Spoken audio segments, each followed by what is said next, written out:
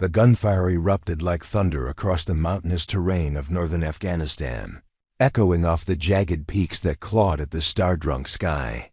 Lieutenant Commander Marcus Viper Rodriguez pressed his back against the cold stone wall of the ancient compound, his tactical vest heavy with the weight of ammunition that was running dangerously low.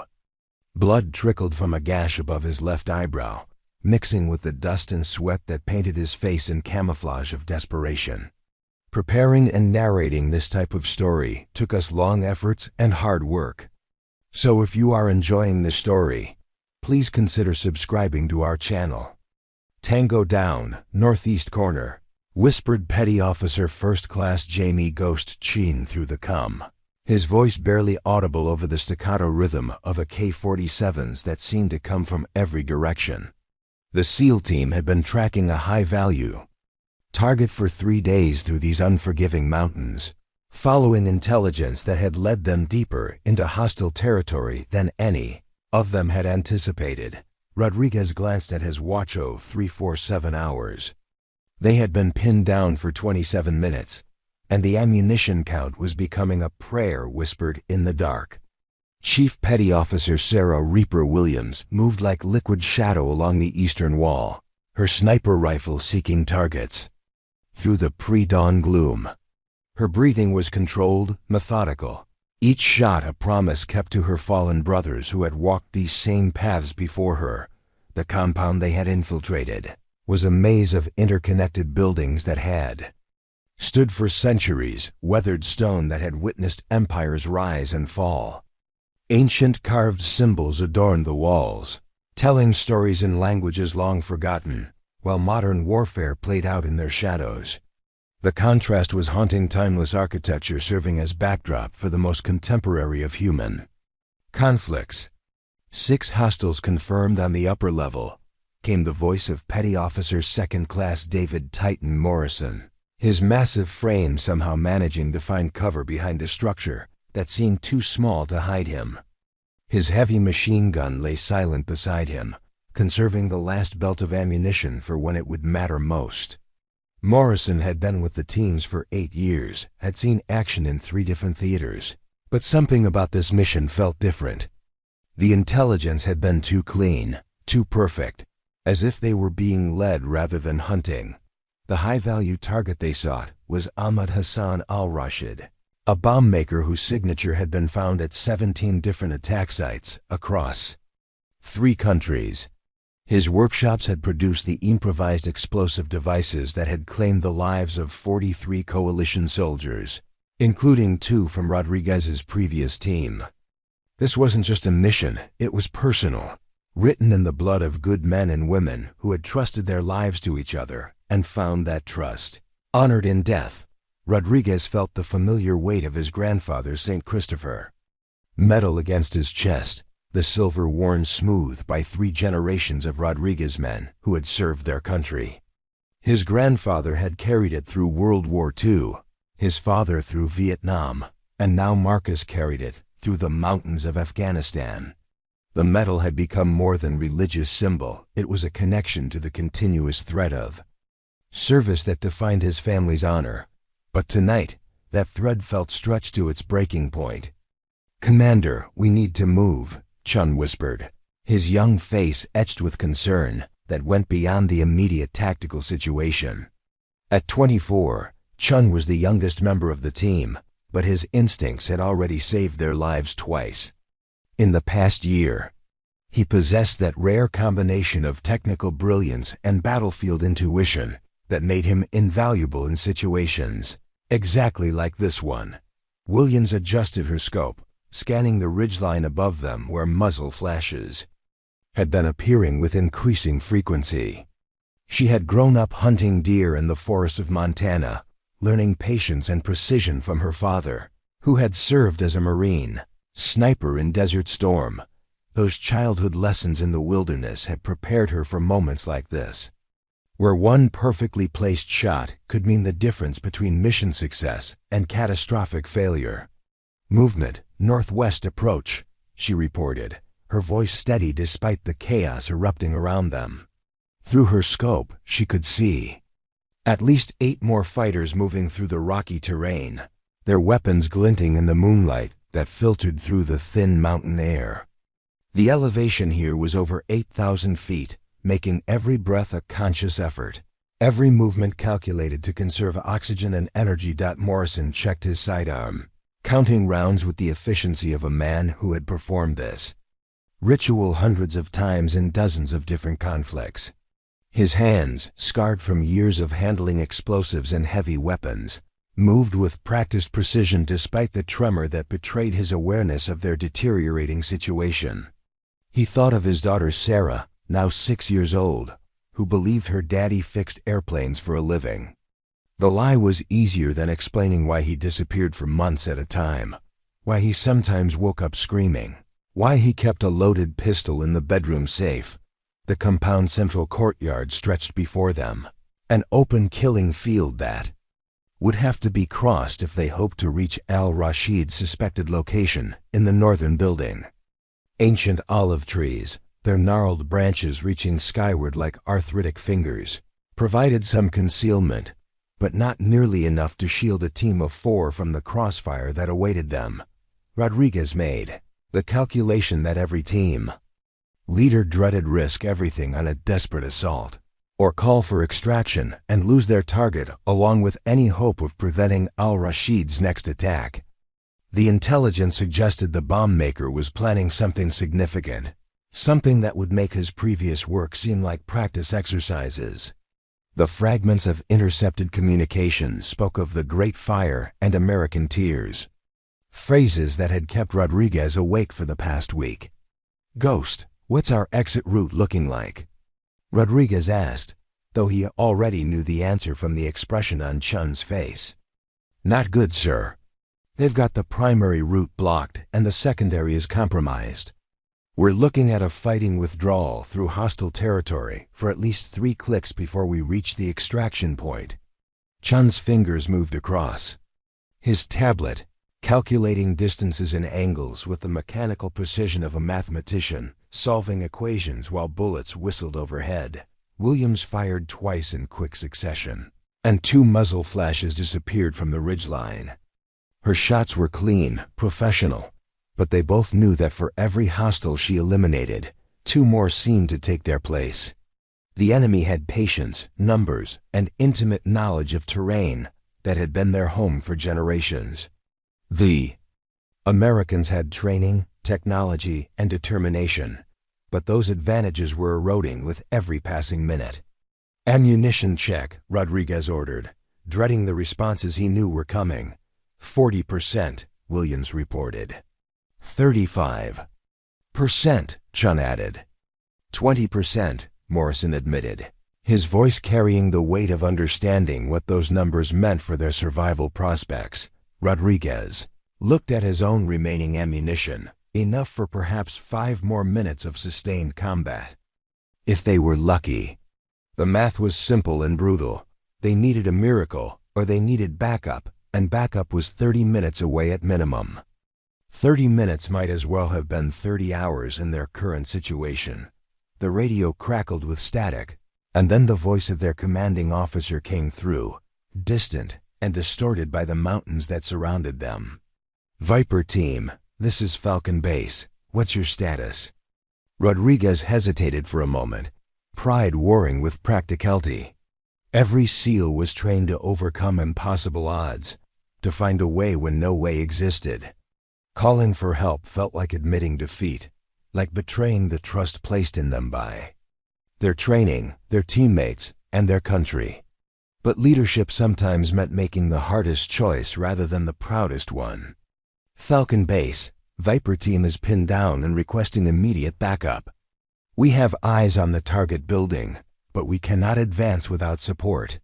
The words tasted like failure in his mouth, even though he knew they were the right words too. "Speak. Copy that, Viper team.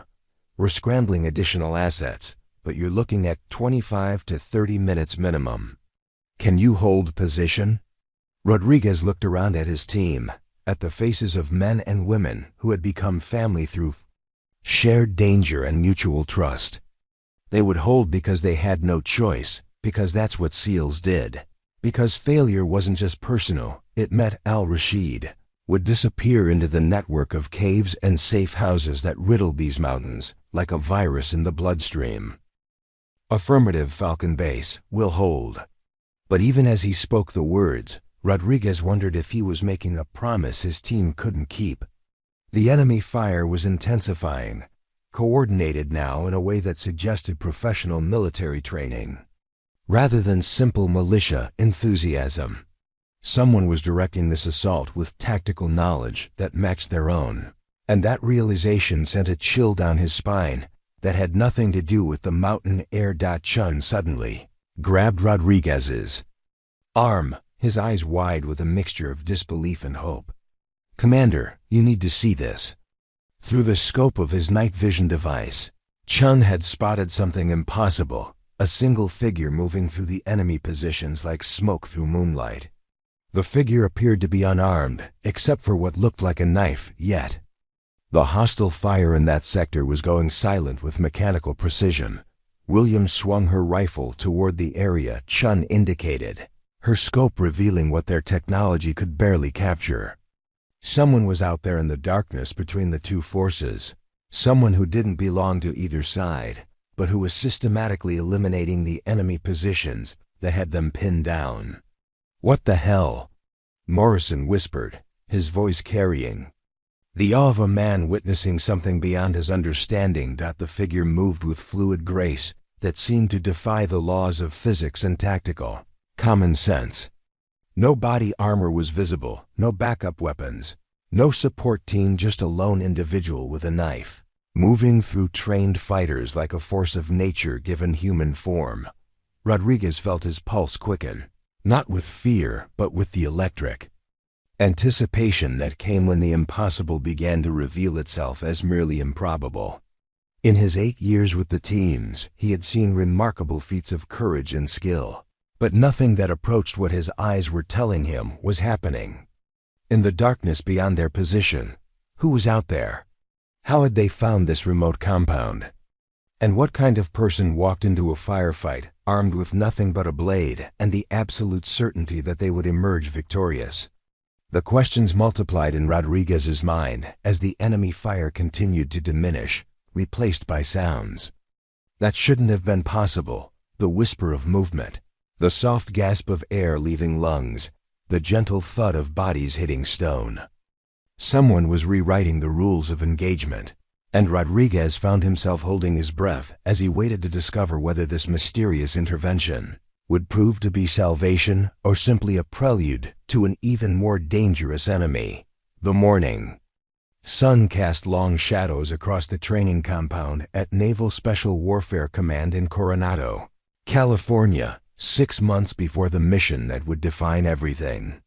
Lieutenant Elena "Phantom" Vasquez moved through the obstacle course with the fluid precision of water finding its way downstream, her combat knife catching glints of sunlight as she navigated each challenge with movements that seemed more dance than warfare. At 28 years old, Elena carried herself with the quiet confidence of someone who had nothing left to prove and everything to protect. Her olive skin bore the marks of a lifetime, spent in preparation for moments that might never come, scars from training accidents, calluses from countless hours gripping weapons, and eyes that held depths most people never wanted to explore. She stood 5 feet 6 inches tall, which had caused some instructors to underestimate her during her initial training phases, a mistake they learned never to repeat. Elena had grown up in East Los Angeles, where survival skills were learned. Not in military academies, but in the spaces between streetlights where predators waited for the unwary. Her father, Miguel Vasquez, had been a Marine who died in Iraq when Elena was 14. Her mother, Carmen, worked 3 jobs to keep their small apartment and ensure Elena could focus on school rather than the streets that claimed so many of her childhood. Friends.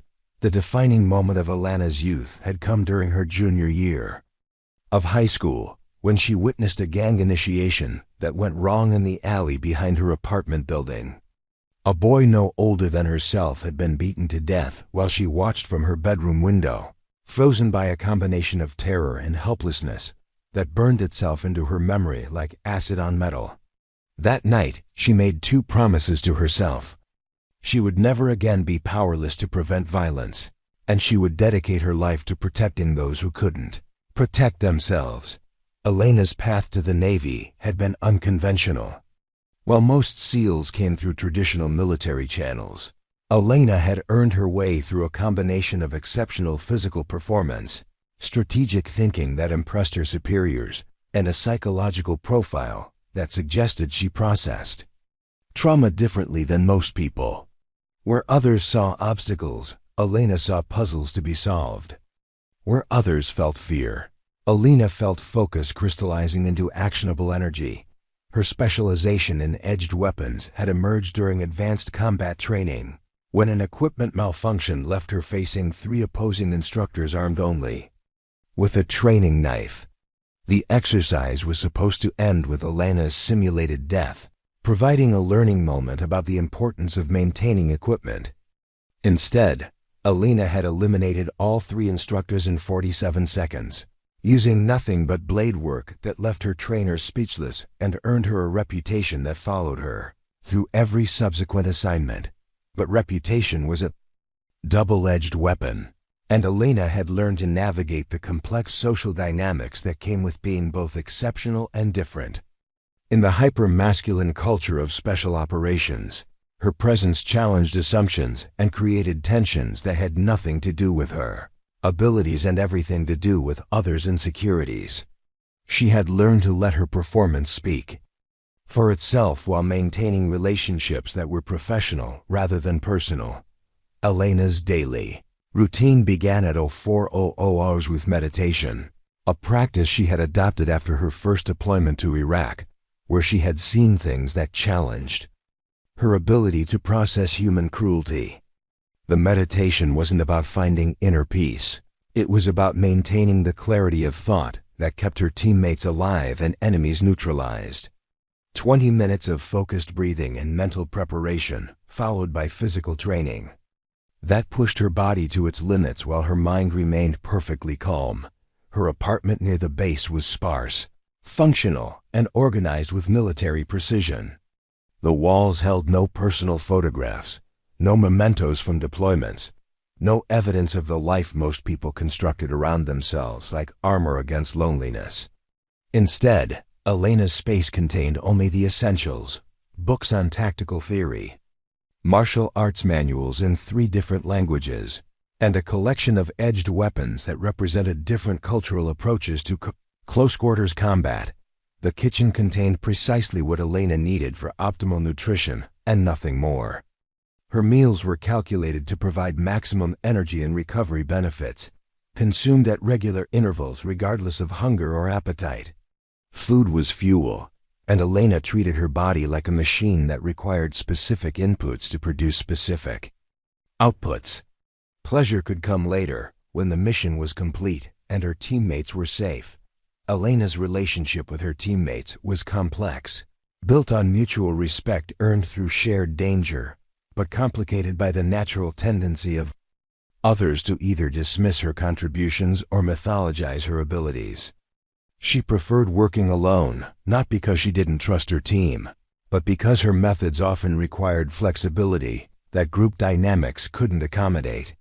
When Elena moved through enemy territory, she became something other than human, a force of focused violence that operated according to principles her teammates couldn't always understand or predict.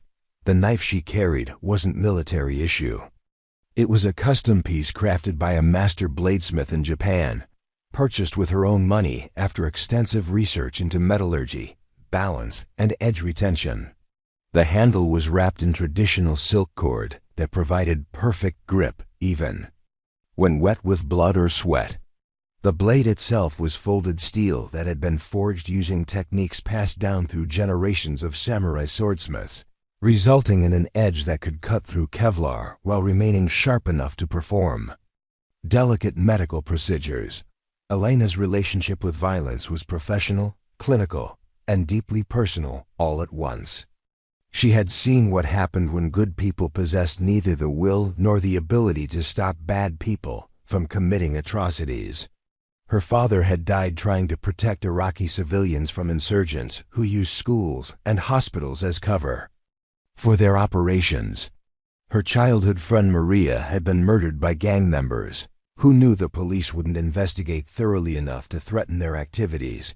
Every technique Elena mastered, every skill she developed, every boundary she pushed was motivated by the absolute certainty that someone, somewhere, needed her to be better than she had been yesterday. The knife work wasn't about efficiency or aesthetic beauty. It was about being able to eliminate threats so quietly and completely that innocents could sleep safely in their beds, never knowing how close they had come to experiencing humanity's darkest impulses. During her deployments, Elena had developed a reputation for appearing where she was needed most, often in situations where conventional tactics had failed or couldn't be applied. Other special operations personnel began referring to her as Phantom, not because she was invisible, but because she materialized in impossible places at impossible times, accomplishing impossible things with tools that seemed inadequate for the tasks at hand. The psychological evaluations that were part of Elena's regular fitness assessments consistently noted her unusual relationship with stress and trauma. Where most combat veterans developed coping mechanisms to deal with the aftermath of violence, Elena seemed to process traumatic experiences in real time, converting them into tactical knowledge that improved her performance in subsequent engagements. Her therapist described her as functionally compartmentalized, able to separate the emotional impact of violence from its practical applications. But Elena's apparent invulnerability to psychological damage came at a cost that only she fully understood. She dreamed every night of the people she had killed, not as nightmares but as conversations. In her dreams, she spoke with enemy combatants, asking them about their families, their motivations, their fears. These dream conversations provided insights that improved her tactical performance, but they also created an intimacy with death that isolated her from normal human relationships. Elena's personal life existed in the spaces between deployments. Brief interludes where she attempted to remember what it felt like to be a person rather than a weapon. She had tried romantic relationships, but found it impossible to explain her work to people who had never seen combat, and equally impossible to relate to people who had seen too much. Her longest relationship had lasted 8 months, ending when her partner realized that Elena would always choose the mission over personal happiness, not because she didn't care, but because caring meant ensuring that others could have the relationships Elena couldn't maintain. The contradiction that defined Elena's existence was simple. She had become extraordinarily capable of preserving life by becoming extraordinarily efficient at ending it. Her knife work wasn't brutal or sadistic, it was surgical, precise, designed to eliminate threats with minimal suffering while maximizing tactical advantage. She had studied anatomy, psychology, and combat medicine with the same dedication most people reserved for hobbies, because understanding exactly how human beings functioned allowed her to stop them from functioning when necessary. Elena's faith had been tested and refined by her experiences in ways that most people never had to contemplate. She believed in God, but her relationship with the divine was complicated by the reality that she regularly violated the commandment against killing.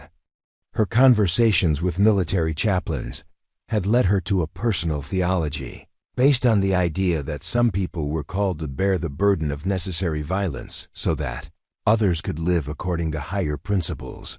The weeks leading up to the Afghanistan mission had been routine in most respects: training exercises, equipment maintenance, intelligence briefings that painted pictures of threats that needed to be neutralized.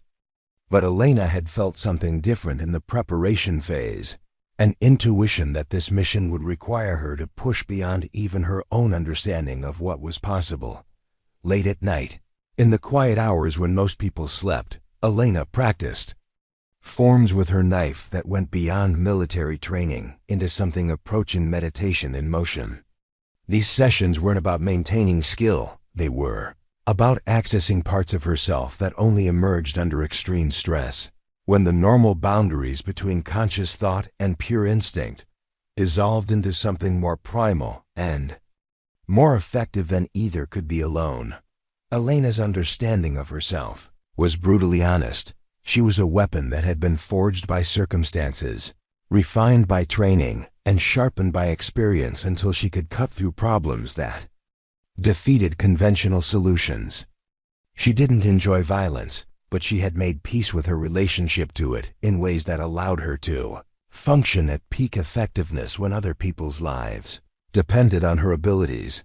The morning she received the briefing for the Afghanistan mission, Elena had been practicing forms in the pre-dawn darkness, her knife moving through patterns that her body knew by memory, while her mind remained perfectly still. The combination of physical precision and mental clarity that these sessions produced had become as essential to her functioning as sleep or food. As she prepared for deployment, Elena had performed her usual ritual of equipment inspection and mental preparation, but she had also done something unusual. She had written a letter to her mother, expressing feelings that she normally kept locked away in compartments that didn't interfere with tactical performance. The letter would be delivered only if Elena didn't return, but writing it had served as a reminder that beneath the professional persona was a woman who understood exactly what she was risking and why that risk was necessary. Elena's final thought before departing for Afghanistan had been about the boy who had died in the alley behind her apartment building 15 years earlier. She had been powerless to save him then, but every mission since had been an opportunity to prevent someone else from experiencing that helplessness. The knife at her side wasn't just a weapon, it was a promise made to everyone who couldn't protect themselves, forged in steel and tempered by dedication that most people couldn't understand or sustain. The first sign that the mission parameters were wrong had come during the helicopter insertion, when Elena's instincts began screaming warnings that didn't match the intelligence briefings. The terrain below looked exactly as described, but the patterns of light and shadow suggested human activity in areas that were supposed to be uninhabited. Elena had learned to trust these subliminal observations that her conscious mind couldn't quite articulate. The accumulation of thousands of small details that painted pictures more accurate than satellite imagery. The insertion zone was a narrow valley surrounded by peaks that rose like ancient sentinels against the star-filled sky. The helicopter's rotor wash had stirred up dust that caught moonlight like glitter, creating momentary constellations that disappeared as quickly as they formed. Elena had been the last to rappel from the aircraft, her boots touching Afghan soil. With the soft precision of a cat, landing from a great height, Rodriguez's team had been professional and focused during the approach march, their movements coordinated through years of training and combat experience. Elena had observed them from a distance, noting their tactical proficiency while maintaining her own operational security. Her presence on this mission wasn't officially acknowledged. She was what military planners euphemistically called a special asset, someone who could be disavowed if political circumstances required plausible deniability. The compound they had been tasked to assault was larger than the intelligence reports had suggested, with additional buildings connected by underground passages that hadn't appeared in any of the reconnaissance photographs. Elena's preliminary survey had revealed defensive positions that indicated military engineering rather than the improvised fortifications typically found at terrorist safe houses. Someone with professional training had prepared this position for exactly the kind of assault Rodriguez's team was planning. Elena had tried to communicate her concerns through encrypted channels, but the transmission had been blocked by the mountainous terrain that surrounded their position. Standard communication protocols assumed line-of-sight contact with relay stations that didn't exist in this remote region. Elena found herself in the familiar situation of possessing critical information that couldn't be transmitted to the people who needed it most. The first engagement had erupted without warning, muzzle flashes blooming like deadly flowers in the darkness around the compound. Elena had been conducting perimeter reconnaissance when the firefight began, her position offering a clear view of the tactical situation that was developing with frightening speed. Rodriguez's team was heavily outnumbered, facing opponents who demonstrated discipline and coordination that exceeded anything in their mission. Briefing. Elena's initial assessment had been coldly professional. Rodriguez's team had walked into a trap that had been prepared specifically for American Special Operations Forces. The enemy had studied SEAL tactics, anticipated their approach routes, and positioned themselves to maximize casualties while minimizing their own exposure. This wasn't a chance encounter, it was an ambush designed by someone who understood how Americans fought, and how they could be defeated. The sound of automatic weapons fire echoed off the mountain walls like thunder in a canyon, creating acoustic confusion that made it difficult to determine the exact number and position of enemy combatants. Elena had counted muzzle flashes and estimated at least 20 hostile contacts, possibly more concealed in positions that hadn't yet revealed themselves. The math was simple and brutal. Rodriguez's four-man team was facing odds of 5-1, or worse, in terrain that favored the defenders. Elena's decision to intervene hadn't been emotional or impulsive, it had been tactical, based on her assessment that Rodriguez's team possessed information critical to ongoing operations against Al-Rashid's network. Their deaths would represent not just human tragedy, but intelligence failure that could cost more lives in future operations. Elena's personal feelings about individual team members were irrelevant. Her responsibility was to maximize mission success probability, regardless of personal risk. Her approach to the compound had required movement through terrain that would have challenged mountain goats, using natural concealment and careful timing to avoid detection by enemies who possessed night vision equipment and intimate knowledge of local geography. Elena had learned movement techniques from indigenous fighters in 3 different countries, combining formal military training with methods that had been developed by people who had spent generations surviving in hostile environments. The first hostile Elena eliminated had been a sniper positioned on the eastern ridge, his rifle trained on the area where Rodriguez's team was pinned down. Elena had approached from directly below, using handholds that existed only as slight variations in the rock face, ascending 60 feet of vertical stone in complete silence. The kill had been quick and quiet, a single thrust between the third and fourth ribs angled upward to pierce the heart, followed by immediate concealment of the body. Elena's knife work wasn't designed for intimidation or psychological warfare. It was engineered for maximum efficiency with minimum noise. Every technique she employed had been refined through countless hours of practice and real-world application, resulting in methods that eliminated threats so quickly that dying enemies had no opportunity to alert their companions. Death came like sleep, sudden and final, but without the trauma that might cause involuntary sounds or movements. The second and third eliminations had been more challenging, requiring Elena to navigate between multiple enemy positions while remaining invisible to combatants who were actively scanning for threats. Her movements had become something beyond normal human capability, a flowing progression through shadows and concealment that seemed to bend the laws of physics to her will. Years of training in environments designed to exceed human limitations had prepared her for moments when the impossible became merely difficult. Elena's tactical awareness had expanded to encompass the entire battlefield, tracking the positions and movements of all combatants while calculating approach routes that would allow her to eliminate threats in sequence without compromising her concealment. Her mind had entered the state of hyperclarity that came during extreme combat situations, where time seemed to slow and every detail became significant in ways that couldn't be explained to people who had never experienced similar circumstances. The fourth kill had required Elena to pass within 10 feet of an enemy position, moving during a brief moment when automatic weapons fire created acoustic cover for the subtle sounds of her passage. The guard had been focused on the muzzle flashes.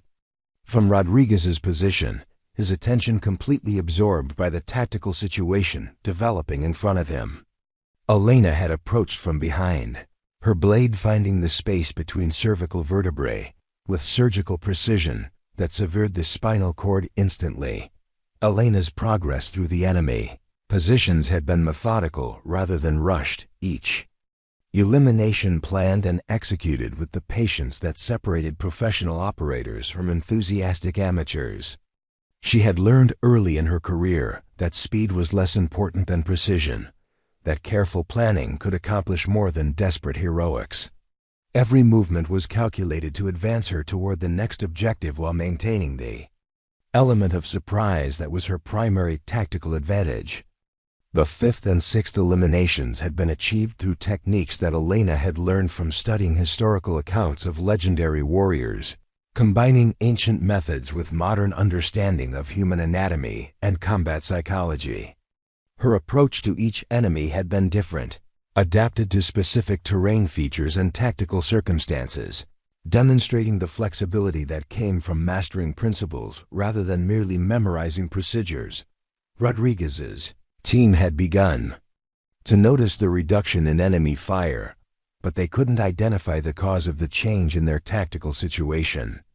Elena had been careful to eliminate threats in a pattern that wouldn't immediately reveal her presence, creating confusion among the remaining enemies while providing Rodriguez's team with opportunities to improve their position. The psychological effect of watching their companions disappear silently had been as valuable as the tactical advantage gained by reducing their numbers. Elena's seventh kill had been the most challenging, requiring her to neutralize a machine gun position that commanded the entire western approach to the compound. The crew had been alert and professional, maintaining proper security protocols, while delivering effective suppressing fire that kept Rodriguez's team pinned down.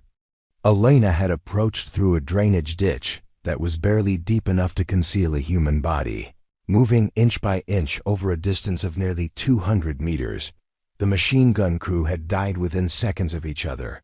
Elena's blade work, eliminating both operators before either could react to the death of his companion. The silence that followed had been more profound than mere absence of sound. It had been the stillness that comes when death passes through a place and claims what it came to find.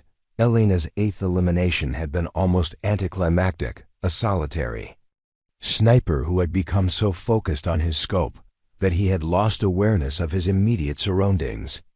The kill had been routine, professional, unremarkable except for the tactical advantage it provided to Rodriguez's team. Elena had begun to feel the familiar sensation that came near the end of successful operations, when the outcome was no longer in doubt and only details remained to be resolved. But as Elena prepared to eliminate the remaining enemy positions, she had detected movement that didn't match the patterns established by the original combatants. New players were entering the tactical situation, approaching from multiple directions, with coordination that suggested professional military training. Elena's mission parameters had just changed from rescue operation to something significantly more complex and dangerous. The new contacts were moving with discipline that matched her own, using tactical formations and movement techniques that indicated special operations training. Elena had found herself facing opponents who possessed skills similar to her own, enemies who would be significantly more difficult to eliminate using methods that had been effective against less capable adversaries. Elena's assessment of the evolving situation had been swift and decisive. Rodriguez's team was about to be caught between the original enemy force and a new group of combatants who possessed capabilities that exceeded anything in the intelligence briefing. The tactical situation was deteriorating rapidly, and conventional solutions were no longer adequate to ensure mission success. Elena's radio had crackled with intercepted communications in languages she recognized but couldn't translate, foreign military units that were converging on the compound with obvious hostile intent. The mission had evolved from a surgical strike against a high-value target into a multi-sided engagement involving players who hadn't been identified during the planning phase. Rodriguez's team was running low on ammunition, their tactical situation becoming more desperate with each passing minute. Elena could hear the controlled urgency in their communications, the professional calm that masked growing desperation. These were good soldiers facing impossible odds, and their deaths would serve no tactical purpose beyond satisfying enemies, who had planned this trap with careful attention to American operational methods. Elena's decision to reveal her presence hadn't been made lightly, but tactical reality demanded adaptation to circumstances that exceeded original mission parameters. Rodriguez's team needed to know that they weren't alone, that help was available even if it came in forms they hadn't expected. Elena's intervention would necessarily expose her operational methods to friendly forces who hadn't been cleared for that level of information. But mission success required calculated risks. The radio transmission Elena sent to Rodriguez's position had been brief and cryptic. Phantom on station. Maintain current position. Help is coming. She had used a call sign that wasn't in their operational briefing, providing just enough information to offer hope without compromising operational security. More than absolutely necessary. Elena's final assessment of the tactical situation had been grimly realistic. She was facing odds that exceeded even her considerable capabilities, against opponents who possessed training and equipment that would challenge her methods in ways she had never experienced. Success was possible but not certain, and failure would result in casualties that included some of the most capable special operations personnel in American military service. But Elena had faced impossible odds before, and she had learned that impossible was simply another word for untried. Her knife felt comfortable in her hand, familiar and deadly, a tool that had never failed her when everything else had proven inadequate. The blade that had been forged by master craftsmen using techniques passed down through generations would soon face its most severe test, in the hands of a warrior who had dedicated her life to proving that one person with absolute commitment could change the outcome of any battle. The first glimpse Rodriguez caught of their mysterious savior came as a whisper of movement against the compound's eastern wall, a shadow that moved with purpose through moonlight that should have revealed everything but somehow concealed the most important details. Elena had decided that partial revelation was tactically necessary. Rodriguez's team needed to understand that they had an ally, but they didn't need to know the full extent of what that alliance entailed. Elena emerged from concealment with deliberate slowness, allowing Rodriguez's night vision equipment to resolve her silhouette against the ancient stone backdrop. Her hands were visible and empty, except for the combat knife that caught starlight like captured fire, the blade's edge reflecting illumination in ways that seemed almost supernatural. She moved with fluid grace that suggested complete confidence in her tactical situation, approaching Rodriguez's position as if walking through a garden rather than an active combat zone. "Who the hell are you?" Rodriguez whispered into his radio, his voice carrying the mixture of relief and confusion that came when salvation arrived in unexpected forms. Elena's appearance had answered some questions while creating others that were potentially more important. She was clearly American, but her equipment and approach methods didn't match any unit Rodriguez had worked with during his 8 years in special operations. Elena's response was transmitted on a frequency that somehow bypassed standard encryption protocols, her voice arriving in Rodriguez's earpiece with clarity that seemed impossible given the mountainous terrain and electronic interference. "Call sign Phantom. I'm here to get you home." The words were simple and direct, but they carried undertones of absolute certainty that Rodriguez had learned to associate with people who possessed capabilities beyond normal human limitations. Chun had been the first to notice the systematic reduction in enemy fire, his technical background allowing him to recognize patterns that others might have dismissed as random battlefield chaos. "Commander, hostile contacts are going dark in sequence. Someone's eliminating them from behind their lines." His young face showed the wonder of someone witnessing tactical mastery that exceeded his training experience. combined with the practical appreciation of any soldier who realized his survival odds, had just improved dramatically. Williams had been tracking Elena's movement through her sniper scope, trying to understand how someone could navigate through enemy positions while remaining effectively invisible to combatants who possessed professional-grade night vision equipment. "She's moving like smoke, sir. I can barely track her even when I know where to look." Williams had hunted predators in terrain that demanded supreme stealth skills, but Elena's movement capabilities exceeded anything in her experience. Morrison had watched Elena eliminate 3 enemy positions in rapid succession, each kill executed with precision that suggested intimate knowledge of human anatomy, combined with blade skills that bordered on artistic. "Jesus Christ, Commander. She just took out that machine gun nest with nothing but a knife. I've never seen anything like it." Morrison's appreciation was professional. He understood exactly how difficult such eliminations would be under ideal circumstances, let alone in active combat conditions. Elena's tactical assessment had identified the newly arrived enemy reinforcements as Spetsnaz operators, Russian special forces whose presence in Afghanistan raised questions that extended far beyond the immediate tactical situation. Their equipment and movement patterns indicated coordination with the original enemy force, suggesting intelligence cooperation that hadn't been anticipated by American mission planners. The revelation that Russian special forces were operating in this remote region meant that Al-Rashid's network possessed support structures that extended into geopolitical conflicts beyond regional terrorism.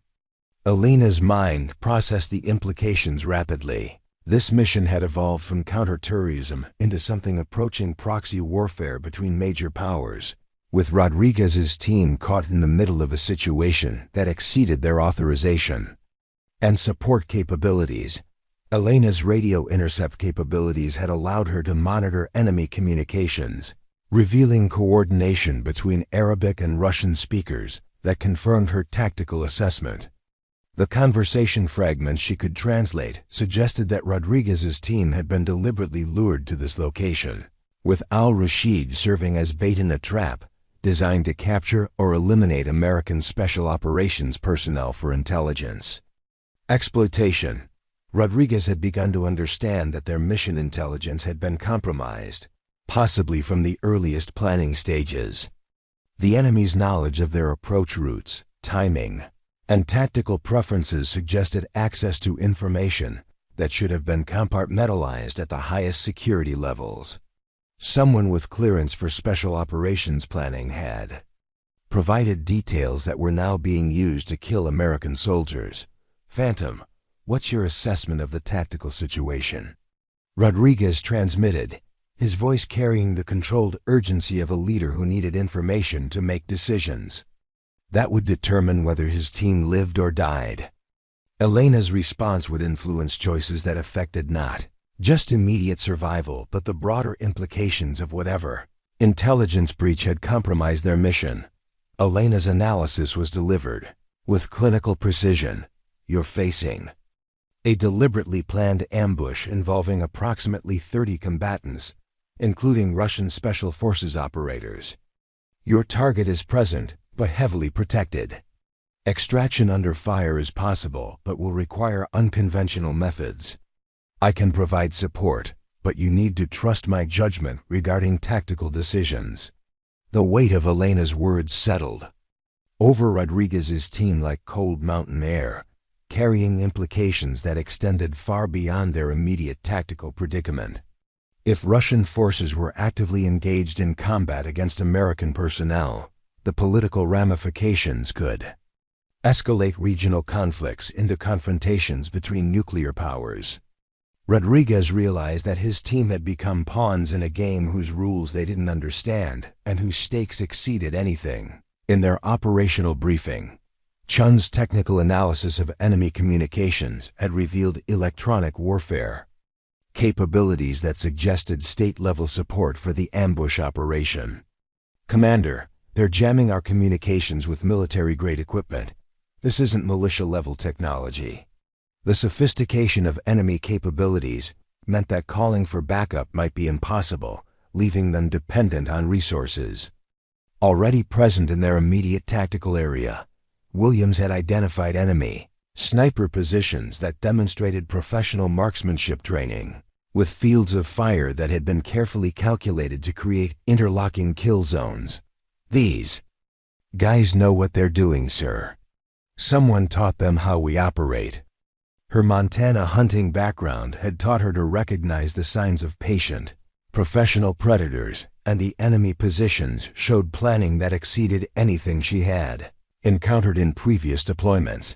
Morrison's heavy weapons expertise had allowed him to identify enemy equipment that shouldn't have been available to terrorist organizations, including machine guns and rocket-propelled grenades that required specialized training and maintenance support. "This is military-level opposition, Commander. Someone's been supplying them with weapons and training." The implications were clear. Rodriguez's team was facing opponents who possessed capabilities approaching their own. Preparing and narrating this type of story took us long efforts and hard work. So if you are enjoying the story, please consider subscribing to our channel. Elena had begun systematic elimination of enemy positions, working from the perimeter inward while maintaining concealment that allowed her to operate without revealing her full capabilities to either friendly or hostile forces. Each kill was planned and executed with surgical precision, designed to reduce enemy effectiveness, while creating confusion about the source and nature of the threat they were facing. The seventh enemy elimination had required Elena to neutralize a communications specialist who was coordinating the ambush from a concealed position in the compound's central building. The approach had been the most challenging yet, requiring her to penetrate interior defensive positions while avoiding detection by combatants who were specifically watching for infiltration attempts. Elena had used ventilation systems and structural features that existed in the building's original design, moving through spaces that modern warriors wouldn't consider navigable. Elena's knife had found its target with the precision of guided munition, severing the carotid artery in a motion so swift that the enemy operative had no opportunity to transmit warning or call for assistance. The death had been silent and immediate, removing a critical coordination node from the enemy network while providing Elena with access to enemy communications equipment that revealed the full scope of the operation against Rodriguez's team. The intercepted communications had confirmed Elena's worst tactical assessment. Rodriguez's team was facing a trap that had been months in preparation, with Al-Rashid serving as bait to lure American Special Operations Forces into a kill zone designed by Russian military intelligence. The operation was intended to capture or eliminate American personnel for propaganda purposes while demonstrating Russian capabilities to terrorist organizations throughout the region.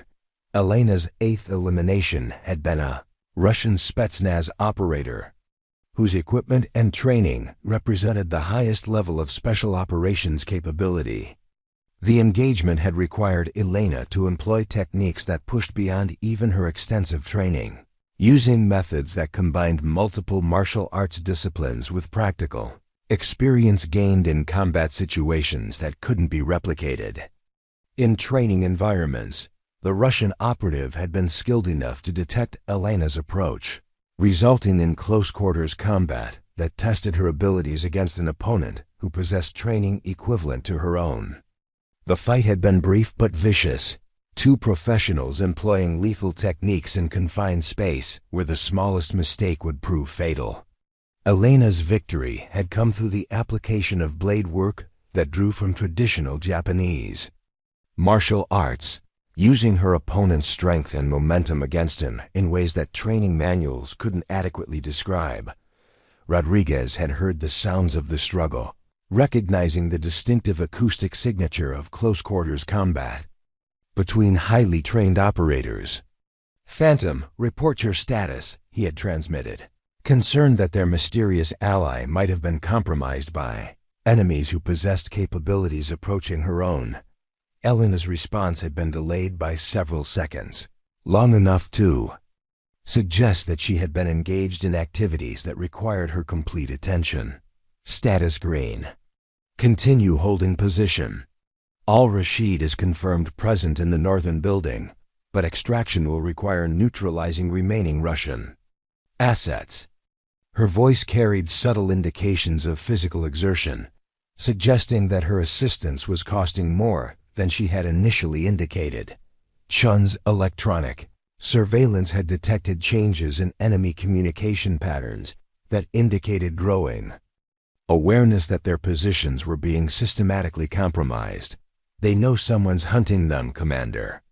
The chatter is increasing, and they're starting to adjust their positions.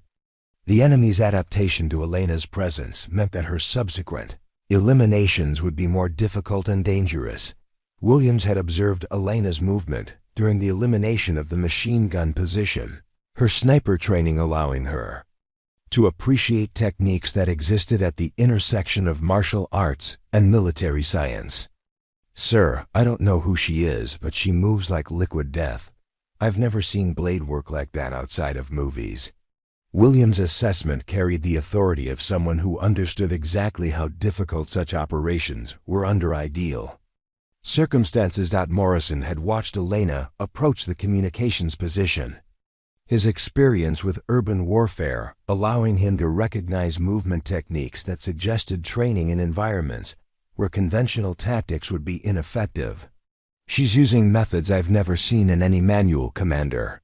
Someone taught her things that aren't part of standard special operations training. Morrison's observation carried implications about Elena's background that raised questions about her authority and official status. Elena's 9th elimination had required her to engage multiple targets simultaneously using throwing techniques that allowed her to neutralize 3 enemies before any could raise an alarm. The approach had been the most technically demanding yet, requiring precise timing and placement that left no margin for error. Elena's success had opened a clear approach route to the building where Al-Rashid was believed to be hiding. Rodriguez had realized that their mysterious ally possessed capabilities that exceeded anything in his operational experience, raising questions about her identity and authorization that would need to be addressed once immediate tactical concerns were resolved. Phantom, what's your operational authority for this engagement? Rodriguez's question was professional rather than suspicious, but it reflected his growing awareness that Elena's presence represented factors that hadn't been included in his mission briefing. Elena's response had been carefully calibrated to provide necessary information without revealing details that could compromise ongoing operations. I'm operating under authority that exceeds your clearance level, Commander. Focus on mission success rather than administrative questions. We can discuss details after everyone goes home safely. Her words carried the quiet confidence of someone who possessed authorization from sources that didn't appear on standard organizational charts. The tactical situation had continued to evolve as Elena eliminated the remaining enemy positions, each kill reducing the threat to Rodriguez's team while revealing new information about the scope and complexity of the operation they had encountered. Elena's success was providing them with opportunities to advance toward their primary objective, but it was also exposing them to risks that hadn't been anticipated during mission planning. Elena's final assessment before beginning the assault on Al-Rashid's position had been brutally honest.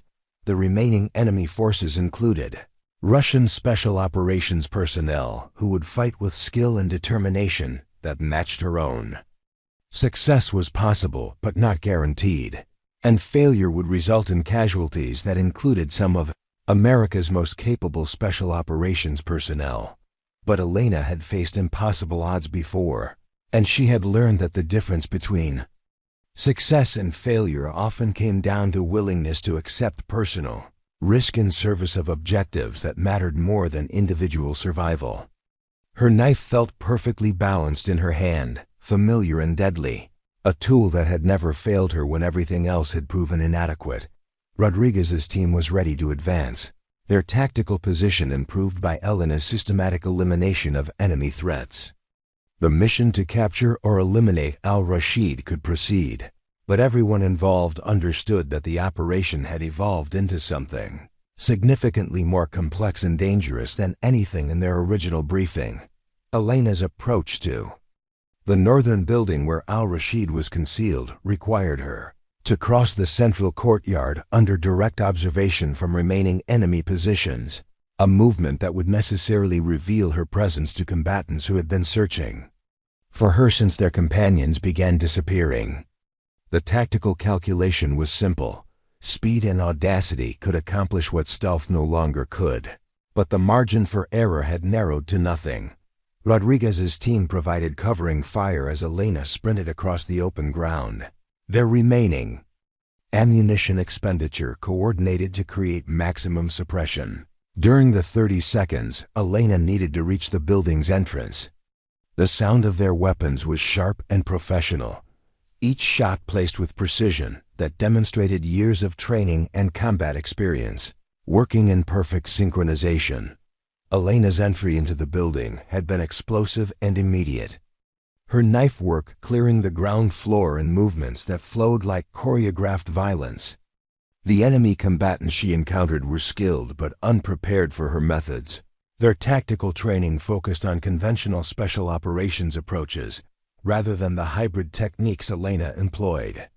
Each engagement was brief and decisive, eliminating threats before they could adapt to her unconventional combat style.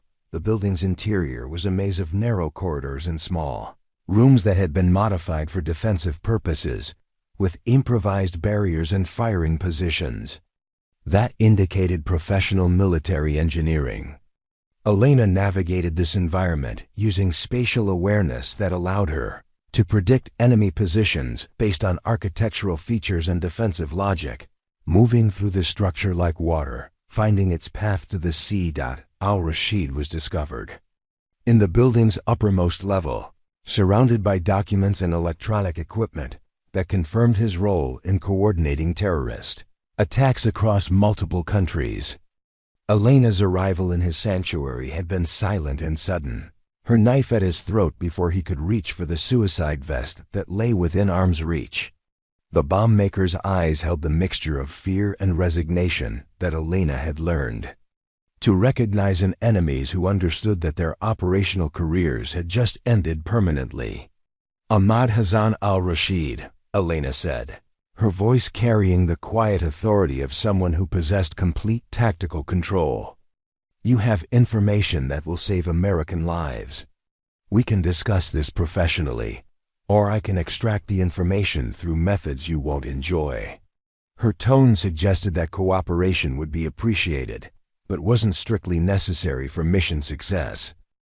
Al-Rashid's surrender had been immediate and complete, his professional understanding of Elena's capabilities overriding any ideological commitment to martyrdom. The documents and electronic devices in his possession revealed a network that extended across 3 continents, with funding sources and operational support that originated from state-level intelligence organizations. Elena's mission had uncovered intelligence that would reshape American understanding of terrorist financing. Operational support. Rodriguez's team had secured the building's lower levels while Elena conducted her interrogation, their professional efficiency ensuring that no evidence would be lost or destroyed during the extraction process. The intelligence value of Al-Rashid's workshop exceeded anything they had expected, with detailed plans for attacks that would have killed hundreds of civilians if allowed to proceed according to schedule. Elena's preliminary interrogation had revealed that Al-Rashid's network possessed inside information about American military operations, confirming Rodriguez's suspicion that their mission had been compromised from the earliest planning stages. The security breach extended into classified systems that should have been impenetrable, suggesting that the enemy possessed human intelligence assets within American military or intelligence organizations. "Commander Rodriguez," Elena transmitted, "Al-Rashid is secured, but we have a larger problem. His network has been receiving intelligence from sources within our own command structure. This mission was compromised before it began. The implications of Elena's discovery extended far beyond their immediate tactical situation, suggesting security failures that could affect ongoing operations throughout the region. Rodriguez's response reflected the professional calm that had carried him through 8 years of special operations. Copy that, Phantom. What's our extraction situation? His question addressed immediate tactical needs while acknowledging that the mission's success had created new problems that would require resolution at much higher organizational levels. Elena's assessment of their extraction options had been complicated by the presence of Russian Special Forces units that were positioned along their planned withdrawal routes. Conventional extraction is compromised. We'll need to use alternative methods that will require trust in my judgment. Elena's words carried undertones that suggested her solution would involve techniques that exceeded standard special operations procedures. The alternative extraction method Elena proposed had been both elegant and audacious. Rather than fighting their way through multiple enemy positions, they would use the compound's underground tunnel system to reach a concealed exit point that connected to ancient trade routes through the mountains. Elena's knowledge of these passages suggested intelligence gathering that had occurred independently of official mission planning. Rodriguez's team had followed Elena through tunnels that had been carved from solid rock centuries before modern warfare existed, passages that connected the compound to a network of caves and hidden routes that crisscrossed the mountain range.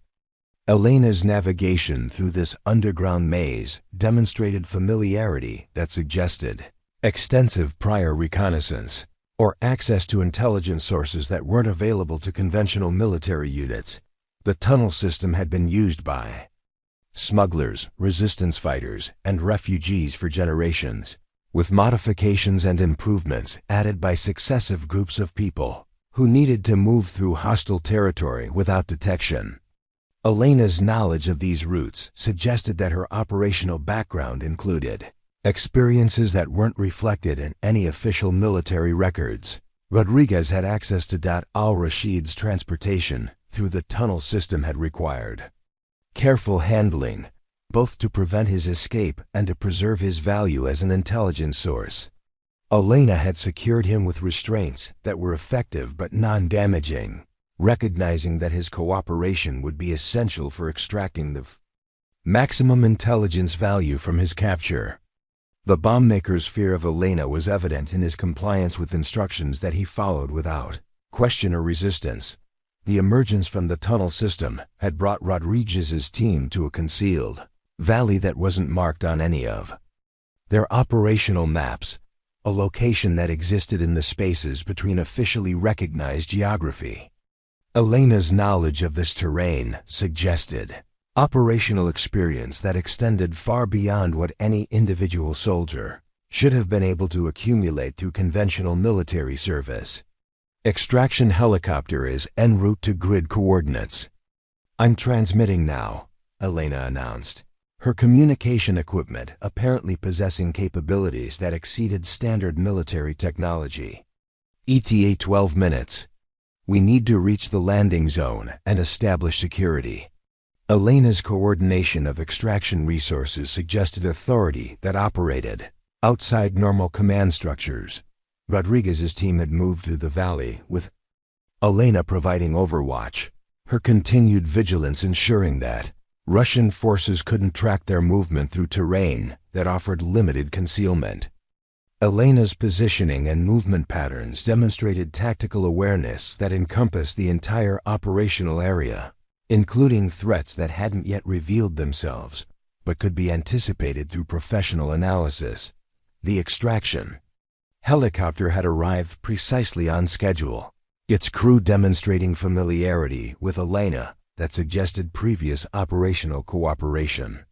The aircraft itself was configured for special operations missions, with defensive systems and performance capabilities that exceeded standard military specifications.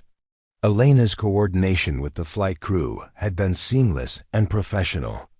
indicating relationships that had been developed through extensive operational experience. Al-Rashid's intelligence debriefing had begun during the flight back to base, with Elena conducting preliminary questioning that revealed the full scope of his network's capabilities and planned operations.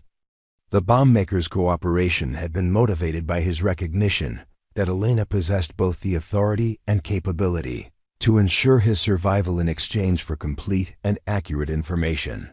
Rodriguez's team had observed Elena's interrogation techniques with professional interest, noting methods that combined psychological insight with tactical questioning approaches that weren't part of standard military intelligence training. Elena's ability to extract information from uncooperative sources suggested specialized training that existed at the intersection of multiple intelligence disciplines. The debriefing had revealed that Al-Rashid's network was planning coordinated attacks against American civilian targets, with timing designed to coincide with Russian military operations in Eastern Europe. The terrorist attacks were intended to distract American attention and resources from European conflicts, demonstrating cooperation between state and non-state actors that represented a new model of asymmetric warfare. Elena's analysis of the intelligence had identified immediate threats that required urgent counteraction, including planned attacks against infrastructure targets that would have resulted in significant civilian casualties. Her recommendations for follow-up operations demonstrated strategic thinking that extended beyond tactical considerations into comprehensive campaign planning. Rodriguez's official after-action report had been carefully written to acknowledge Elena's contribution while avoiding details that could compromise her operational security or reveal capabilities that weren't meant for general distribution.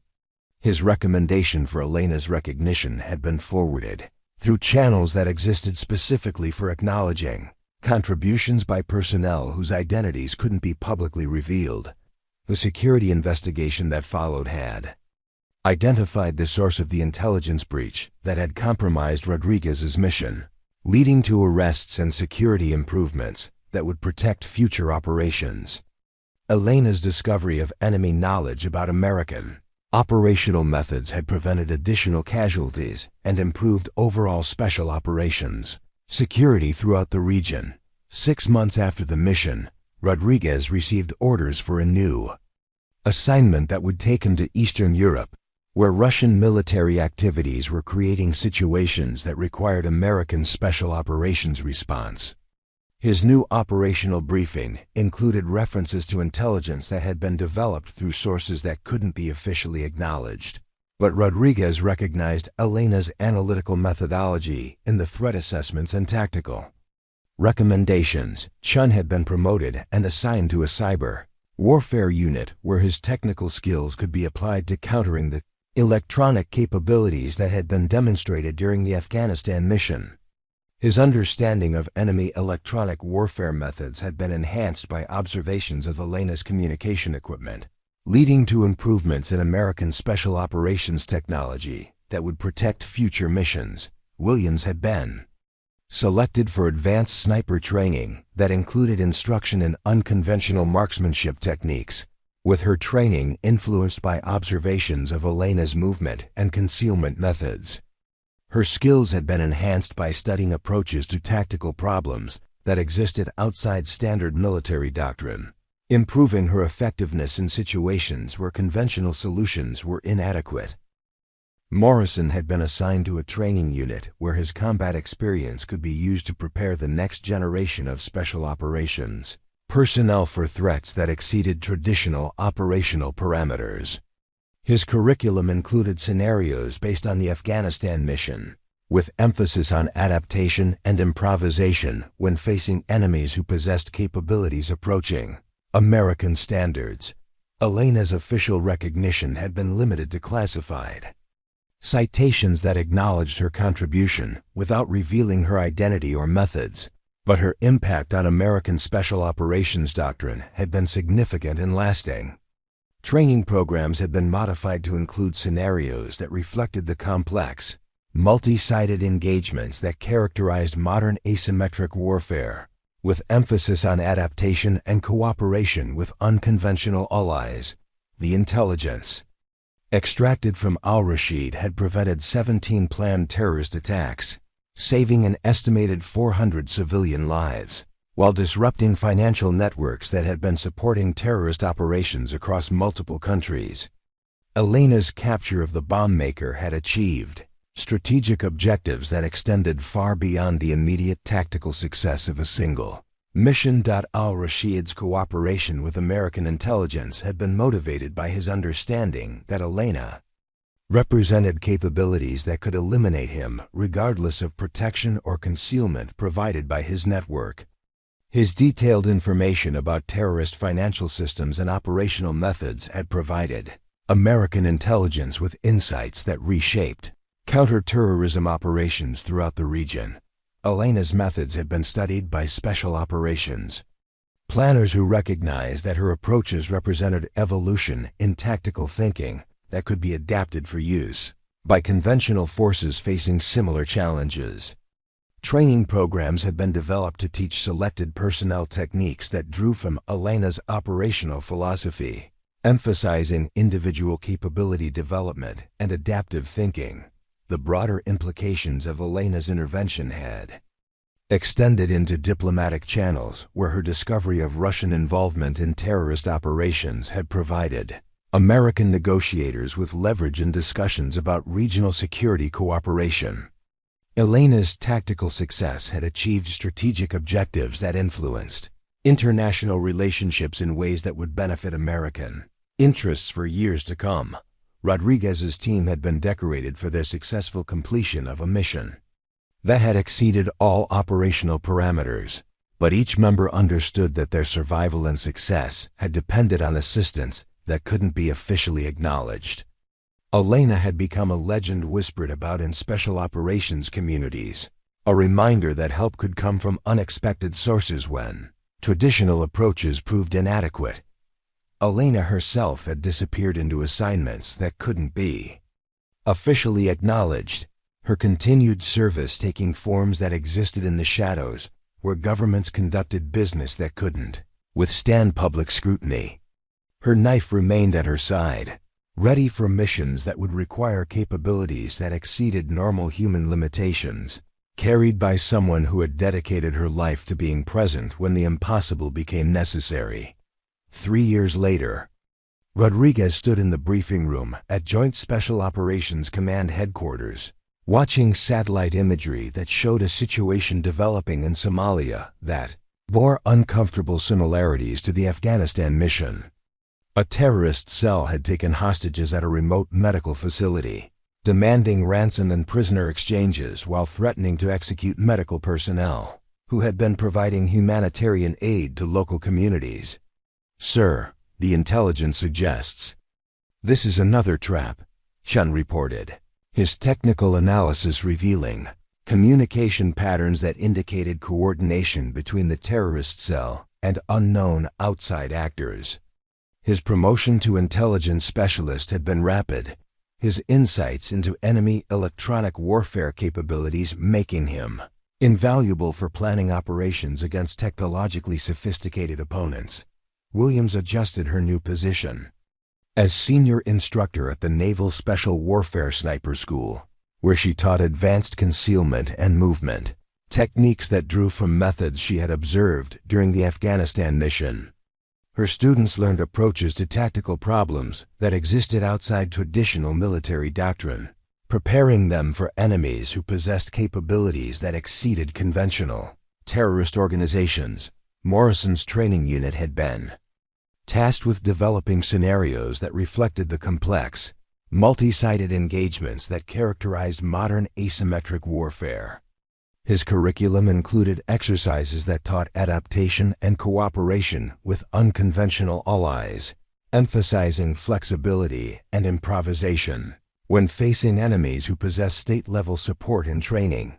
The Somalia mission briefing included references to intelligence sources that couldn't be officially acknowledged, but Rodriguez recognized analytical patterns that suggested Elena's continued involvement in operations that required capabilities beyond conventional special operations units. Her presence in the intelligence picture was indicated by gaps in enemy capabilities that couldn't be explained through normal operational analysis. Rodriguez's new team included operators who had been selected specifically for their ability to work with unconventional allies, their psychological profiles indicating flexibility and adaptability that would allow them to function effectively when traditional command structures proved inadequate. The selection criteria reflected lessons learned from missions where success had depended on cooperation with assets that operated outside standard military hierarchies. Commander, what's the backup plan if we encounter the same type of opposition we faced in Afghanistan? Asked Staff Sergeant Maria Saber Delgado, the team's newest member whose background in linguistics and cultural anthropology made her valuable for operations in regions where understanding local customs could mean the difference between success and catastrophic failure. Rodriguez's response reflected 3 years of consideration about the nature of help that arrived when conventional methods proved inadequate. We adapt to the tactical situation and remain open to assistance that might come from unexpected sources. Our job is mission success, not maintaining bureaucratic procedures when lives are at stake. The mission launch had proceeded according to standard protocols, but Rodriguez's team maintained heightened awareness for indications that their operation had been compromised through the same intelligence channels that had betrayed their Afghanistan mission. Electronic warfare specialists monitored enemy communications for signs of advance warning or tactical preparation that would indicate knowledge of American operational planning. Elena's presence in Somalia had been established through intelligence indicators rather than direct communication, with enemy casualties that displayed characteristics consistent with her operational methods. Rodriguez's team had been authorized to coordinate with special assets if such cooperation became tactically necessary, terminology that provided plausible deniability while acknowledging realities that couldn't be officially documented. Hostage rescue had proceeded with surgical precision, Elena's elimination of exterior security allowing Rodriguez's team to breach the medical facility without alerting the terrorists inside. Her knife work had been swift and silent, neutralizing threats while preserving the element of surprise that was essential for successful hostage rescue operations. Inside the facility, Rodriguez's team had encountered resistance that suggested military training, but Elena's preliminary work had reduced enemy numbers to manageable levels while providing detailed intelligence about interior layout and hostage locations. The rescue operation had succeeded with 0 hostage casualties and minimal damage to the medical equipment that local communities depended upon for healthcare. Elena's interrogation of captured terrorists had revealed connections to the same Russian intelligence networks that had been involved in the Afghanistan operation, confirming that enemy cooperation represented an ongoing strategic threat rather than isolated tactical cooperation. Her discovery of these connections had provided American intelligence with insights that shaped counterterrorism strategy across multiple theaters of operation. The medical facilities director, Dr. Sarah Patterson, had been among the hostages whose lives were saved by Elena's intervention. Her subsequent interview with American intelligence officers had provided details about Elena's operational methods that weren't available through any other source, observations that confirmed Elena's capabilities while revealing the human cost of maintaining such exceptional performance standards. She moved through those terrorists like death itself, Dr. Patterson had reported. But when she spoke to the children who had been hiding in the pharmacy, her voice was gentle and reassuring. I've never seen anyone transition so completely between violence and compassion. The doctor's observations had provided psychologists with insights into Elena's character that weren't reflected in official assessments or operational reports. Rodriguez's team had returned to the United States with intelligence that prevented multiple terrorist attacks while providing strategic insights that influenced American policy toward Russian involvement in asymmetric warfare operations. Elena's contributions had achieved objectives that extended far beyond immediate tactical success, reshaping American understanding of threats that operated at the intersection of terrorism and state-sponsored warfare. 5 years after the Afghanistan mission, Chun had been promoted to lieutenant and assigned to a joint intelligence task force that monitored terrorist networks with suspected state sponsorship.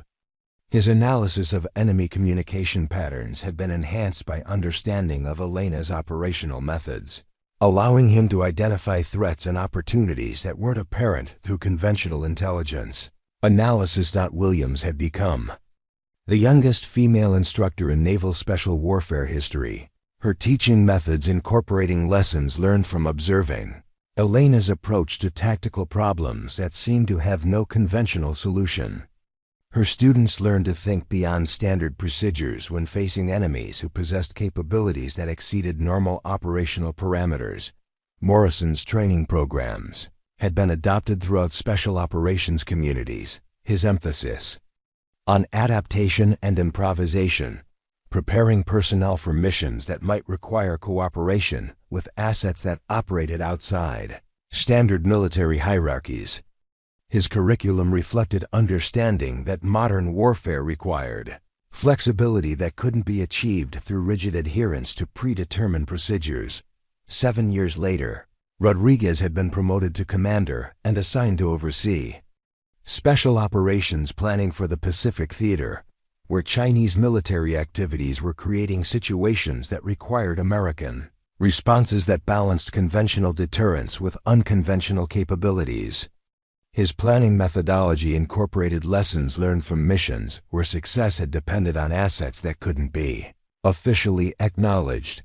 Elena's operational legend had grown within special operations communities, with references to Phantom appearing in after-action reports and training scenarios that prepared personnel for situations where conventional solutions proved inadequate. Her methods had influenced tactical doctrine development, though her identity remained classified at levels that prevented detailed study of her background or training. The psychological impact of Elena's intervention had affected Rodriguez's team in ways that extended beyond professional development into personal growth that changed their understanding of human capability and dedication.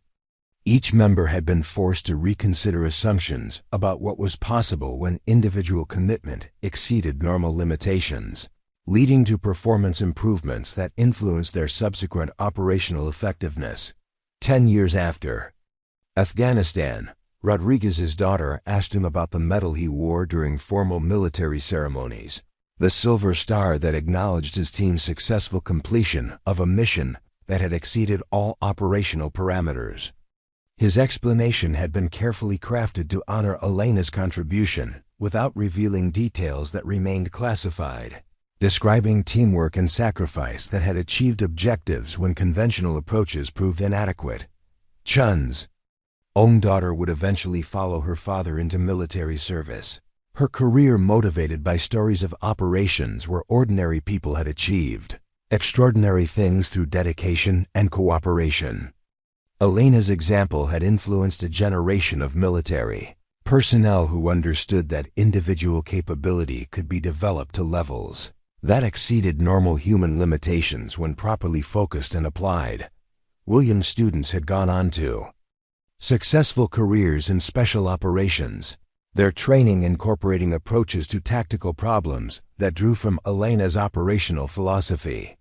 Their success in subsequent missions could be traced directly to instruction that emphasized adaptation, improvisation, and willingness to employ unconventional methods when facing enemies who possessed exceptional capabilities. Morrison's legacy had been embedded in training programs that prepared special operations personnel for cooperation with assets that operated outside standard military structures, teaching flexibility and open-mindedness that allowed American forces to benefit from capabilities that couldn't be officially acknowledged or documented. 15 years later, the medical facility in Somalia had been expanded into a regional hospital that served communities throughout the Horn of Africa, its growth made possible by security improvements that allowed international aid organizations to operate safely in previously hostile territory. Dr. Patterson's work had saved thousands of lives. Her success enabled by Elena's intervention during the hostage crisis that had threatened to destroy everything she had built. Al-Rashid's cooperation with American intelligence had continued for years after his capture. His detailed knowledge of terrorist networks providing insights that prevented dozens of attacks while disrupting financial systems that had supported terrorist operations across multiple continents. His rehabilitation had been supervised by psychologists who specialized in ideological de-radicalization, their methods informed by Elena's understanding of the psychological factors that motivated terrorist activity, the security improvements that resulted from Elena's discovery of intelligence breaches had protected countless American military operations, preventing casualties that would have resulted from enemy advance warning of special operations activities. Her contribution to operational security had saved lives that would never know they had been in danger, protecting people who would never know her name. 20 years after the Afghanistan mission, Rodriguez had retired from active duty and established a foundation that provided support for families of special operations personnel killed in action. His work honored the memories of teammates who had died in service while providing practical assistance to survivors who needed help navigating the complex bureaucracy of military benefits and survivor support services. Elena's continued service had taken forms that couldn't be officially acknowledged, her assignments requiring capabilities that existed at the limits of human possibility, while serving objectives that protected American interests in ways that conventional military units couldn't achieve. Her knife remained at her side, ready for missions that would require the impossible to become routine. The legend of Phantom had become part of special operations culture, appearing in training scenarios and operational planning discussions, as a reminder that help could come from unexpected sources when traditional approaches proved inadequate. Elena's example had influenced doctrine development and tactical thinking throughout American special operations communities, though her identity remained protected by classification levels that prevented detailed study of her methods or background. Chun's intelligence analysis had been instrumental in identifying and disrupting terrorist networks throughout Asia and Africa. His understanding of enemy communication patterns, enhanced by observations of Elena's operational methods. His career had been shaped by understanding that conventional intelligence analysis needed to account for capabilities that existed outside normal operational parameters. Williams' influence on sniper training had prepared a generation of marksmen for situations where conventional shooting positions and engagement ranges might prove inadequate, teaching flexibility and adaptability that allowed American forces to engage enemies who possessed exceptional individual capabilities. Her students learned to think beyond standard procedures when facing opponents who operated according to unconventional tactical principles. Morrison's training innovations had been adopted throughout special operations communities, his emphasis on adaptation and improvisation, preparing personnel for missions that might require cooperation with assets that operated outside standard military hierarchies. His legacy lived in the improved performance of countless operators who had learned to remain flexible when facing enemies who possessed state-level support and training. 20-5 years later, Rodriguez's granddaughter enlisted in the Navy with the intention of following her family's tradition of military service. Her motivation influenced by stories of missions where ordinary people had achieved extraordinary things through dedication and cooperation. Elena's example had influenced generations of military personnel who understood that individual capability could be developed to levels that exceeded normal human limitations. Elena's final known operation had taken place in a remote region of Central Asia, where terrorist organizations with state sponsorship had been planning attacks against civilian targets in multiple countries. Her intervention had prevented casualties that would have numbered in the thousands while providing intelligence that disrupted terrorist financing and operational support networks across 3 continents. The knife that had accompanied Elena through countless missions had been crafted by a master bladesmith who understood that some tools were destined for purposes that exceeded their creator's imagination. The blade that had been forged using techniques passed down through generations of Japanese swordsmiths had fulfilled its purpose in the hands of a warrior who had dedicated her life to proving that one person with absolute commitment could change the outcome of any battle. Elena's legacy lived in the lives that had been saved through her intervention, in the operations that had succeeded because she had been present when the impossible became necessary, and in the understanding that help could come from unexpected sources when traditional approaches proved inadequate. Her influence on American special operations had been profound and lasting, though her identity remained protected by classification levels that ensured her story would be told only in whispers shared between operators who understood the true cost of keeping America safe. The final intelligence report that mentioned Elena's activities had been filed 3 months before Rodriguez's retirement, describing successful resolution of a situation that had threatened to escalate into international conflict. The report's language was carefully neutral, acknowledging mission success without revealing methods or personnel involved. But Rodriguez recognized Elena's analytical thinking in the tactical solutions that had been employed. Rodriguez's final thought about Elena had been a prayer of gratitude for her intervention during the mission that had defined his understanding of what was possible when ordinary people dedicated themselves to extraordinary service. Her knife had cut through problems that defeated conventional solutions, carried by someone who had proven that individual capability could be developed to levels that protected entire nations from threats that operated in the shadows where governments conducted business that couldn't withstand public scrutiny. Elena Vasquez Phantom had become legend, her story told in whispers between operators who understood that some victories could only be achieved by people who were willing to become something more than human in service of objectives that mattered more than individual survival. Her knife remained ready, somewhere in the darkness where America's enemies planned harm against innocents who slept safely, because warriors like Elena stood watch over their dreams. 30 years after that night in the mountains of Afghanistan, the world had changed in ways that could be traced directly to Elena's intervention, though historians would never know the true source of the butterfly effect that had reshaped international relations and counterterrorism strategy. The intelligence she had extracted from Al-Rashid had prevented not just immediate attacks, but had disrupted an entire generation of terrorist financing and operational planning. Commander Sarah Rodriguez Chien, the daughter of Jamie Chun, who had taken her husband's surname in honor of the team that had shaped her father's understanding of service, stood in the same briefing room where her father had once analyzed enemy communication patterns. Her assignment to Naval Special Warfare Command hadn't been coincidental.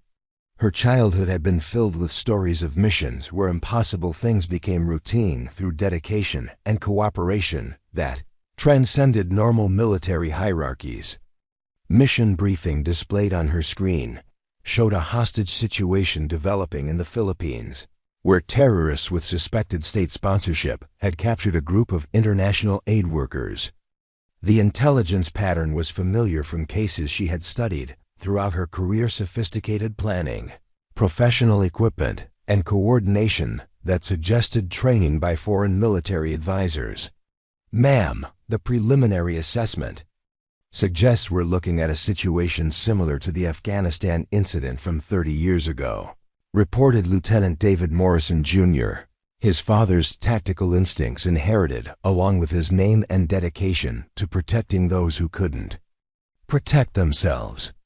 The younger Morrison had grown up hearing stories about missions where conventional solutions proved inadequate, where success depended on assets that operated outside standard Military acknowledgement. Sarah Rodriguez Chien studied the intelligence with analytical methods that had been shaped by her father's understanding of tactical situations that exceeded normal operational parameters.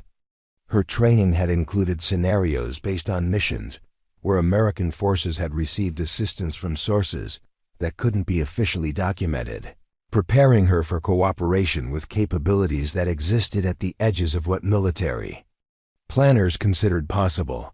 The Philippines operation had proceeded according to protocols that incorporated lessons learned from decades of special operations missions where unconventional allies had provided decisive advantages. Sarah's team had been briefed to remain alert for assistance that might come from unexpected sources, with emphasis on adaptation and flexibility that would allow them to benefit from capabilities that couldn't be predicted or planned. Elena's presence in the Philippines had been indicated through the same subtle signatures that had marked her involvement in operations across 4 decades of service that couldn't be officially acknowledged. Enemy casualties displayed characteristics that suggested blade work performed by someone whose skills had been refined through operational experience that exceeded normal human accumulation of tactical knowledge. The hostage rescue had succeeded through coordination between Sarah's team and assets that provided support without revealing their full capabilities, protecting operational security while achieving objectives that saved 17 lives and provided intelligence that disrupted terrorist networks throughout Southeast Asia. Elena's contribution had been acknowledged through encrypted communications that maintained her anonymity while recognizing her decisive impact on mission success. 40 years after Afghanistan, the special operations community had evolved to incorporate doctrine that reflected Elena's operational philosophy, teaching personnel to develop individual capabilities to levels that exceeded normal human limitations while maintaining cooperation and teamwork that multiplied individual effectiveness. Training programs emphasized adaptation and improvisation, preparing operators for missions where conventional solutions might prove inadequate. Rodriguez's grandson had enlisted in the Marine Corps with intentions to follow his family's tradition of military service, his motivation influenced by stories of missions where ordinary people had achieved extraordinary things through dedication that transcended personal limitations. Elena's example had influenced 3 generations of military personnel who understood that individual capability could be developed to protect entire nations from threats that operated in shadows where conventional forces couldn't reach. The intelligence community had developed analytical methods that incorporated understanding of capabilities that operated outside standard organizational structures, recognizing that America's security sometimes depended on assets whose methods couldn't be officially documented or acknowledged. Elena's contributions had shaped strategic thinking that influenced policy decisions and operational planning throughout multiple government agencies. Chun's career in cyber warfare had been distinguished by innovations that reflected his understanding of enemy electronic capabilities that had been demonstrated during the Afghanistan mission. His development of countermeasures and analytical techniques had protected American special operations from electronic warfare threats that could have compromised countless missions and cost innumerable lives. Williams' influence on sniper training had prepared thousands of marksmen for situations where conventional engagement methods might prove inadequate, teaching flexibility and adaptability that allowed American forces to engage enemies who possessed exceptional individual capabilities. Her legacy lived in the improved performance of personnel who had learned to think beyond standard procedures when facing opponents who operated according to unconventional tactical principles. Morrison's training innovations had been adopted throughout military communities. His emphasis on adaptation and improvisation, preparing personnel for cooperation with assets that might operate outside standard command structures.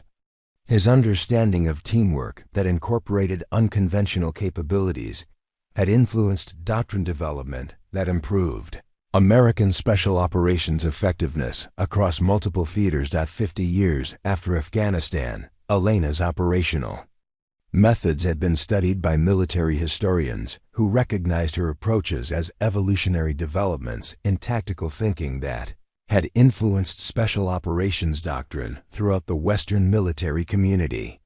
Her techniques had been adapted for instruction that prepared personnel for missions requiring individual capabilities that exceeded normal human limitations.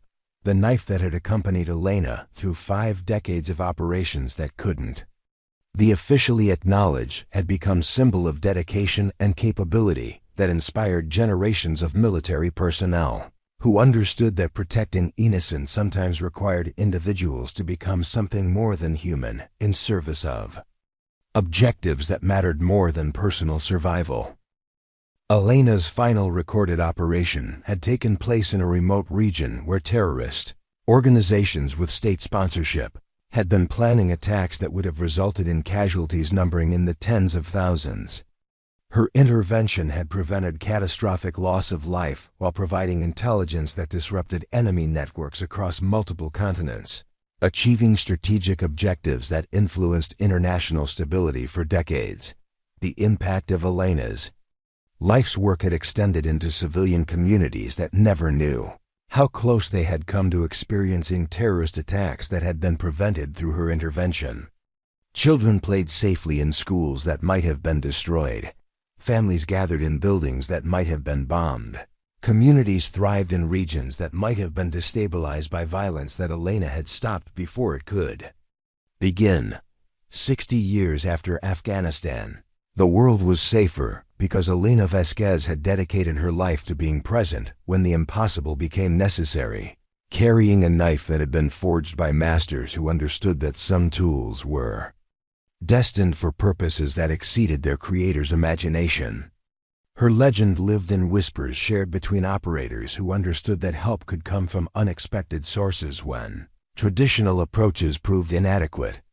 Elena's story had become foundation myth for special operations communities that understood the importance of individual capability, development, and adaptive thinking when facing enemies who possess state-level support and training. Her example had influenced tactical doctrine and strategic thinking that protected American interests in ways that couldn't be measured or officially acknowledged. The final entry in Twenvelien, Elena's classified operational record, had been written by someone who understood that her service represented the highest ideals of military dedication combined with individual capability that had been developed to levels that protected entire civilizations from threats that operated beyond conventional military response. Her knife had cut through problems that defeated normal solutions, carried by someone who had proven that one person with absolute commitment could change the course of history. Rodriguez's great-grandson would eventually serve in conflicts that hadn't yet been imagined, but his training would incorporate lessons learned from missions where success had depended on cooperation with capabilities that existed outside standard military hierarchies. Elena's influence would continue through generations of military personnel who understood that protecting freedom sometimes required individuals to transcend normal human limitations.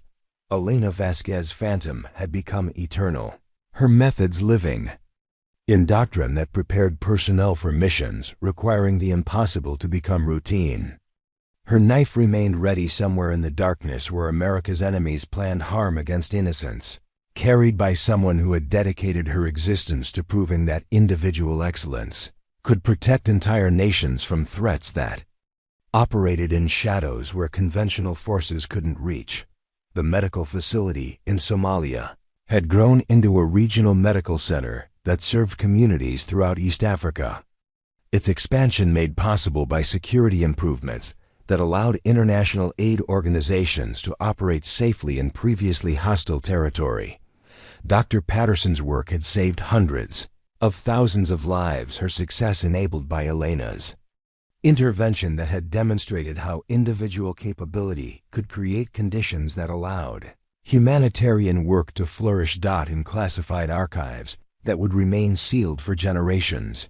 Elena's operational record documented achievements that had influenced American security in ways that extended far beyond immediate tactical success. Her contributions had shaped strategic thinking, tactical doctrine, and individual performance standards that protected American interests throughout multiple decades of evolving threats. Elena's knife, the blade that had been forged by master craftsmen using techniques passed down through generations of samurai swordsmiths, had fulfilled its destiny in the hands of a warrior who had understood that some tools were created for purposes that exceeded their maker's imagination. The steel that had been folded and refined until it achieved perfection had served objectives that protected entire civilizations from threats that conventional methods couldn't address. The final recognition of Elena's service had come through channels that existed specifically for acknowledging contributions that couldn't be publicly revealed. Her medals and citations stored in archives that would preserve her legacy for historians who might someday be authorized to study her methods and achievements. Elena's story would eventually be told, but only when the world was ready to understand what individual dedication could accomplish when properly focused and applied. 75 years after Afghanistan, Elena's influence could be measured in conflicts that had been prevented, lives that had been saved, and strategic advantages that had been achieved through capabilities that existed at the intersection of human potential and dedicated service. Her knife had cut through problems that defeated conventional solutions, proving that one person with absolute commitment could change the outcome of any battle and influence the course of human history. Elena Vasquez had become legend. Her story, whispered between operators who understood that excellence could be achieved through dedication that transcended normal human limitations. Her knife remained ready for missions that would require capabilities beyond conventional military response, carried by someone who had proven that individual commitment could protect entire nations from threats that operated in darkness where freedom's enemies planned harm against innocents who slept safely, because warriors like Elena stood eternal watchdog in the end. Elena's greatest victory hadn't been any single mission or enemy eliminated. It had been the proof that human beings could develop capabilities that seemed impossible until someone demonstrated that impossible was simply another word for untried. Her legacy lived in every operator who pushed beyond conventional limitations, every mission that succeeded against overwhelming odds, and every innocent life that continued because someone had been willing to become extraordinary in service of objectives that mattered more than personal survival. Elena Vasquez, Phantom Warrior, Protector, legend, had kept faith with promises made in youth, proving that one person with a knife and absolute commitment could change the world for everyone who deserved to live free from fear. Her story would be told in whispers for generations, inspiring those who understood that freedom's price was eternal. Vigilance performed by individuals willing to pay whatever cost was necessary to ensure that darkness never prevailed over light. Somewhere in the mountains of an unnamed country, Elena Vasquez moves through shadows that have become her home, her knife reflecting starlight that has witnessed a lifetime of impossible missions completed with surgical precision. At 63, her steps carry the same fluid grace that once saved Rodriguez's team, though silver now threads through hair that remains pulled back in the same tactical knot she wore 3 decades ago. The latest intelligence brief speaks of a new threat: bioweapons that could devastate entire cities, held by enemies who believe American resolve has weakened with time. They are wrong. Elena's reflection in her blade shows eyes that have lost none of their clarity, hands that remain steady as mountain stone. A warrior who has never forgotten the boy who died in an alley while she watched helplessly from her window. Tonight, somewhere in the darkness where freedom's enemies gather, they will discover that Phantom still keeps her promises. Elena's knife whispers through shadows toward objectives that matter more than individual survival, carried by someone who proved that impossible is simply another word for untried. Preparing and narrating this type of story took us long efforts and hard work. So if you are enjoying the story, please consider subscribing to our channel.